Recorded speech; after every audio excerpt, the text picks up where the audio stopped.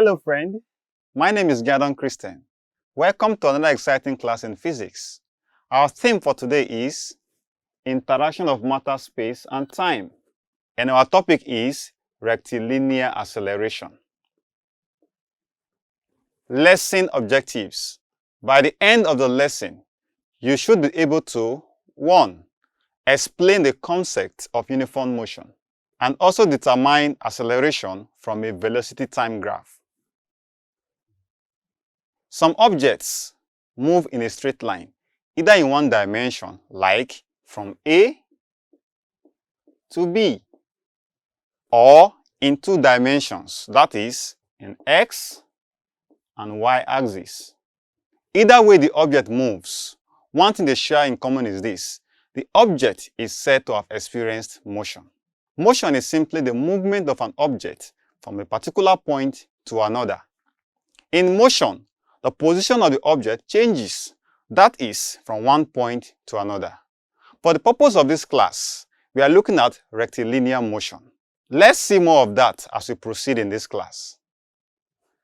The word rectilinear simply means straight. Anything that is straight is rectilinear. Adding the word motion, movement of an object from a point to another, simply means the movement of an object from one point to another in a straight line is called rectilinear motion.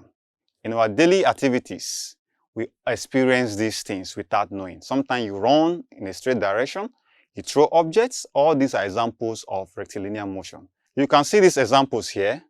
1. A boy throwing a ball down a straight path. Secondly, a train driving along a straight road. Each of these behaviors are considered to be rectilinear motion. This is because they both move in a straight line direction. As we continue with our class, there are certain terms you need to be acquainted with for you to have a proper understanding on what you are discussing today. Now, let's see some of these terms. The first term we are going to consider is distance. It is simply the actual path covered during a journey. For example, from this diagram, you can see a car moving from the starting point down to its destination. That is distance. The second term is displacement. The shortest path between 2 points is called displacement. The next term is speed. Speed refers to the rate at which distance changes. And lastly, we have velocity. It simply refers to the rate at which displacement changes. While each of these terms mentioned earlier play important roles in rectilinear motion, don't forget that rectilinear motion is simply the movement of an object from one point to another in a straight line. Basically, there are two types of motion. We have the uniform motion and the non-uniform motion. But for the purpose of this class, we are going to concentrate on the uniform motion. When an object covers equal distance in equal interval of time, the motion of that object is said to be uniform. This means that the velocity of that object is constant. For instance, if you have two objects or two vehicles, both vehicles are moving at 30 meters per second each. You can see that they are both uniform because both vehicle A and B are moving at the same time and at the same speed. Then you can say that object is uniform in nature. Now, when calculating uniform motion, there are certain things you must consider: the velocity and also the instantaneous velocity. This is because both of them work together. Let's see the difference between these two as we continue with our class. The motion of an object can either have velocity or instantaneous velocity. This means when an object moves, these two things occur. For instance, from this image, you can see the velocity of the car moving from A to B at 30 meters in 5 seconds.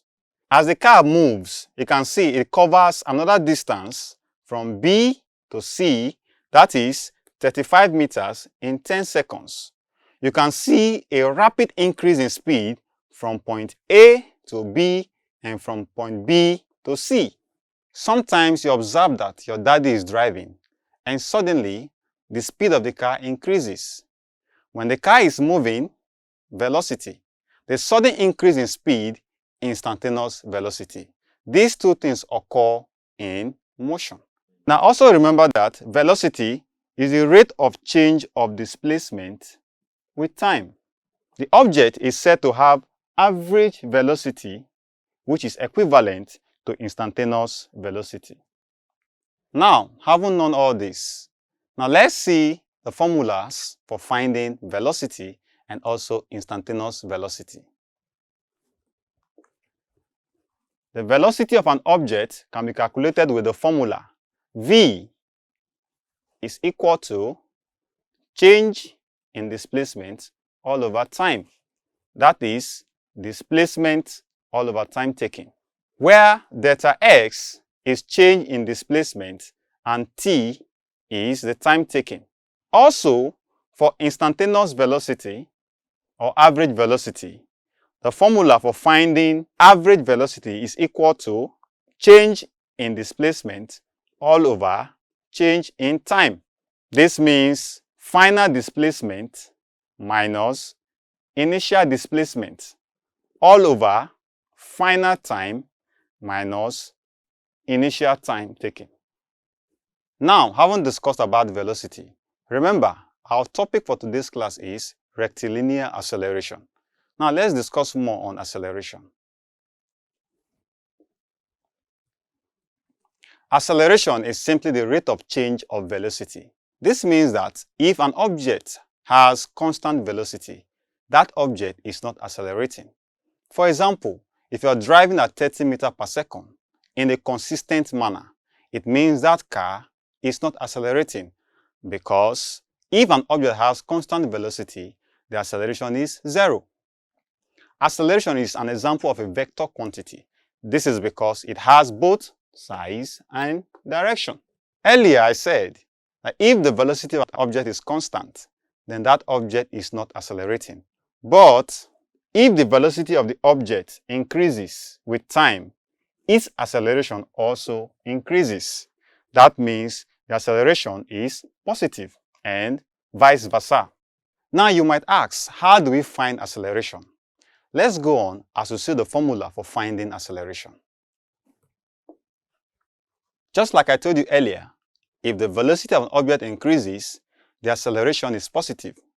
Note that there are two methods in finding the acceleration of a body. 1, the formula, and 2, the velocity time graph. For the formula, this is acceleration equal to v, which is the final velocity, minus u, initial velocity, all over t, time taken, which is the formula you're seeing on this image. Now, the second method for finding acceleration is the velocity time graph. But note, the units for acceleration is meters per second squared, which is m/s squared. Now, let's see how we can use the velocity time graph to find acceleration. Velocity time graph. It shows the relationship between the displacement of the object and the time taken.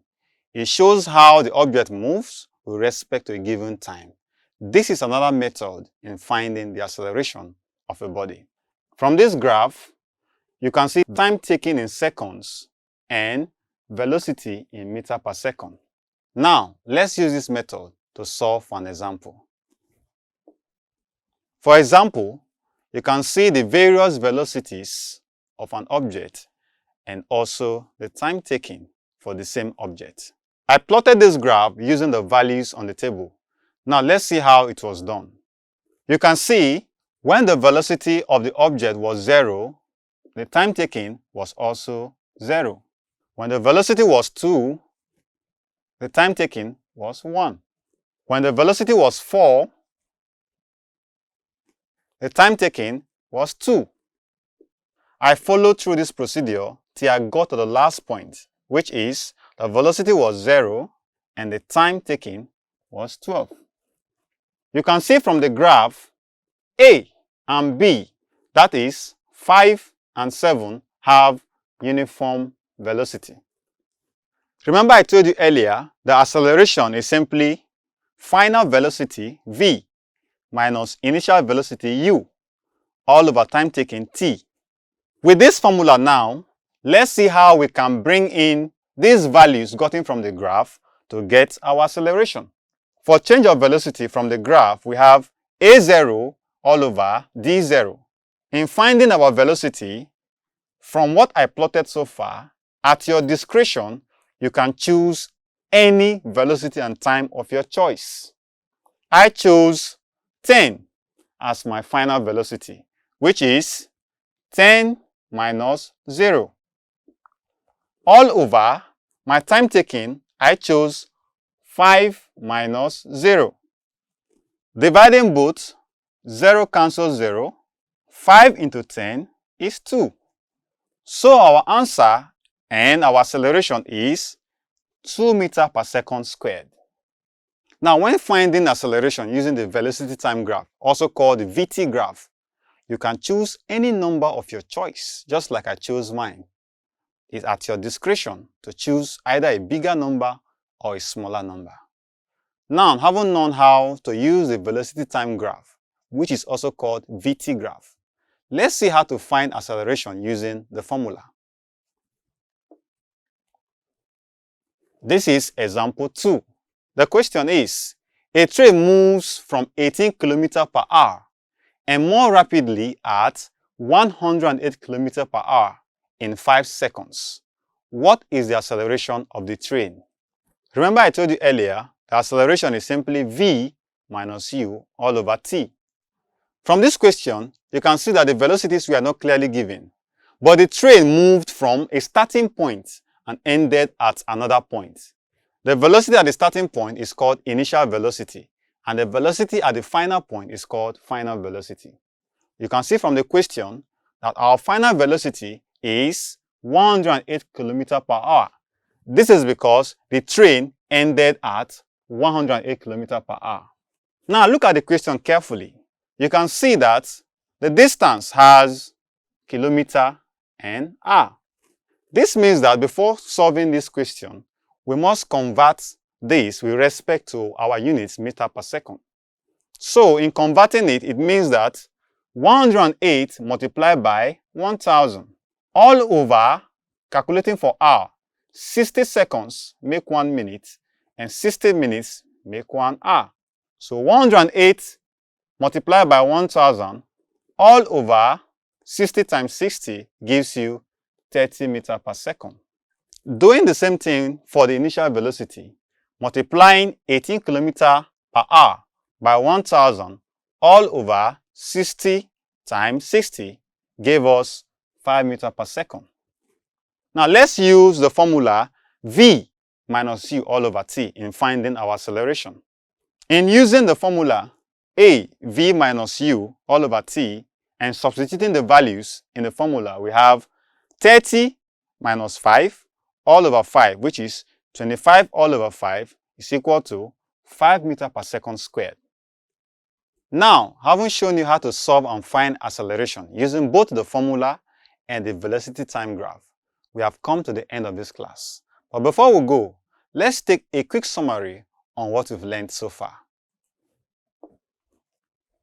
First, we learned that the movement of objects is termed motion. An object is said to be in motion when its position changes when compared to a stationary object. The motion of an object changes with time. We also learned that rectilinear motion is another name for straight line motion. A body is said to experience rectilinear motion if the body travels in a straight line, either in a positive or negative direction. Going on, we learned that uniform motion is when an object covers an equal distance in equal interval of time. An object is said to be uniform when the velocity is constant.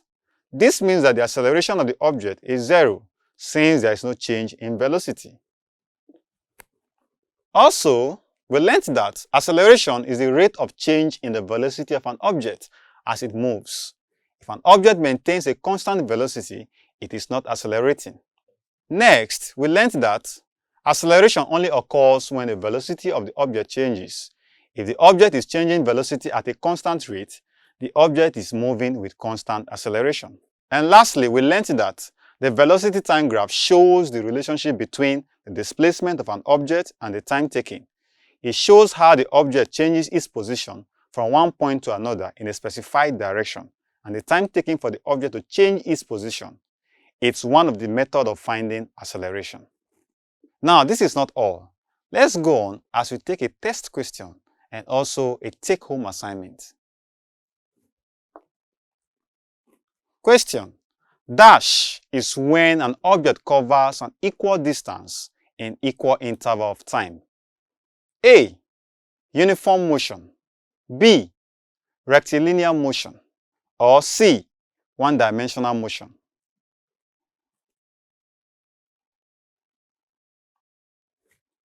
The correct answer is A.